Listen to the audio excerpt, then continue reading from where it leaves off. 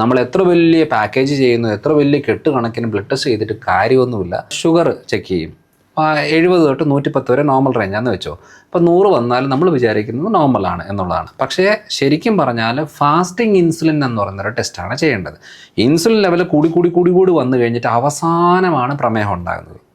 അപ്പം നമ്മൾ പ്രമേഹം വന്നോ നോക്കിക്കൊണ്ടിരുന്നതിൽ കാര്യമില്ല. അതിൻ്റെ സിംറ്റംസ് ഒക്കെ നേരത്തെ കാണിക്കാൻ തുടങ്ങും. അപ്പോൾ നമ്മൾ നോക്കേണ്ടതെന്ന് വെച്ചാൽ ഇപ്പോൾ അതേപോലെ തൈറോയിഡിൻ്റെ കാര്യത്തിൽ T3, T4, TSH എന്ന് പറയുന്ന നോർമൽ ടെസ്റ്റാണ് എപ്പോഴും ചെയ്യുന്നത്.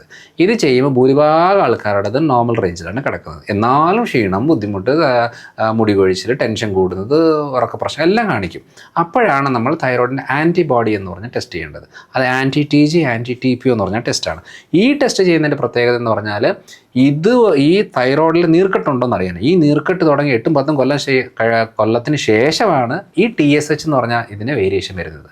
അപ്പം നമ്മൾ നോക്കുമ്പം തൈറോയിഡിൻ്റെ TSH വേരിയേഷൻ വന്നു, മരുന്ന് എടുക്കാൻ പറഞ്ഞു.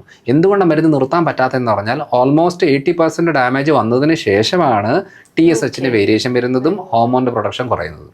അപ്പോൾ ഈ ഡാമേജ് കിടക്കുന്നത്രയും കാലം സിംറ്റംസ് എല്ലാം വന്നുകൊണ്ടിരിക്കും, പക്ഷേ ഹോർമോൺ പ്രൊഡക്ഷൻ നോർമലായിരിക്കും. അപ്പോൾ അതുകൊണ്ടാണ് പറഞ്ഞത് എന്ത് ടെസ്റ്റ് ചെയ്യുന്നു എന്നുള്ളതിലല്ല കാര്യം, നമ്മൾക്ക് എന്ത് പ്രശ്നമുണ്ട് എന്നുള്ളത് നേരത്തെ കണ്ടുപിടിക്കാൻ പറ്റും. പ്രമേഹം എന്ന് പറയുന്നത് ഓൾമോസ്റ്റ് ഒരു 70% ബോഡിക്ക് ഡാമേജ് ആയതിനു ശേഷം വരുന്നൊരു കാര്യമാണ്.